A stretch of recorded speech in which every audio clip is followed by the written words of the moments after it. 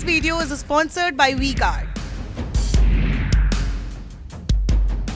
लेकिन राशिद किदवई, मैं सवाल अब आपसे ये पूछ रही हूं कि कुल मिलाकर मुद्दे पीछे छूटेंगे और ये माहौल जो है ये अपर एज लेता हुआ दिखेगा या वोटर अब समझता है? गरिमा देखिए, मुद्दे हमेशा बहुत महत्वपूर्ण रहते हैं भारतीय राजनीति में। एक मुद्दे से कोई भी राजनीतिक दल अमूमन चुनाव नहीं जीतता है। वो प्रयास जरूर कर सकता है। भाजपा दरअसल एक टिकट से दो फिल्म देखना चाहती है।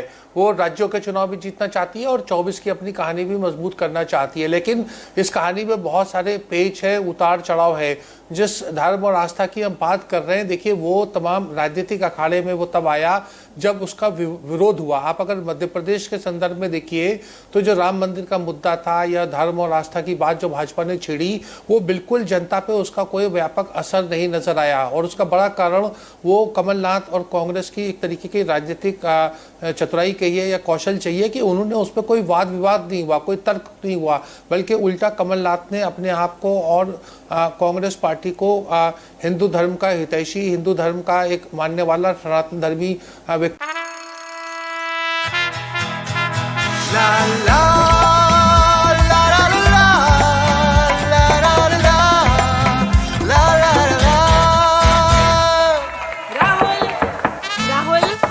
तन के साथ मन को जगाओ वी-गार्ड वाटर हीटर्स के संग। वी-गार्ड के रूप में पेश किया तो जनता के बीच में कोई ये एक संघर्ष का मुद्दा ही नहीं बना। और इस वजह से भाजपा को अगर वहाँ राजनीतिक हार होती है, उसकी बड़ी वजह यही होगी कि कांग्रेस ने भाजपा को उस जमीन पे बैटिंग ही नहीं करने दिया। देखिए जो बात कही जा रही है अगर ये कहा जाए तो गलत नहीं होगा। ये भी लर्निंग है कांग्रेस की ओवर द इयर्स। जी जी बिल्कुल। कांग्रेस देखिए बहुत हर चीज अपनी अपनी गलतियों से ही सीखता है। आप 18 की बार बार बात कर रही हैं, उस वक्त कांग्रेस में एक तरीके का आत्मविश्वास था, एक तरीके का एक अकड़ थी। अब वो बहुत व्यवहारिक हो गए हैं। वो इंडिया अलायंस जिस तरीके से बना है और उसके साथ में जिस तरीके से मध्य प्रदेश में कांग्रेस ने चुनाव लड़ा और छत्तीसगढ़ में भी उन्होंने कोई वहाँ दखल नहीं करा। पूरा का पूरा चुनाव जो था भूपेश बघेल के इर्द गिर्द होता रहा। तेलंगाना में जो वापसी की, उसका परिणाम जो भी हो, एक बहुत जबरदस्त एक राजनीतिक वहाँ पर एक कोशिश है, प्रयोग गए।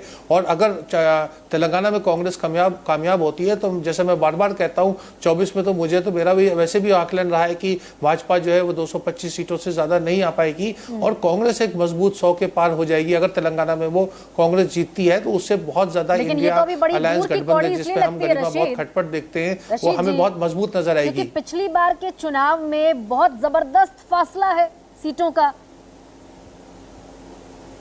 और केसीआर के तौर पर एक ऐसा चेहरा है तेलंगाना वालों के पास। चुनाव में ऐसे ही होता है। तेलंगाना की लड़ाई लड़ी। जी जी आप बिल्कुल सही कह रही है। लेकिन देखिए आप इस बात को भी समझिए कि वहां बहुत ज्यादा भावनात्मक मुद्दों के ऊपर चुनाव होते हैं।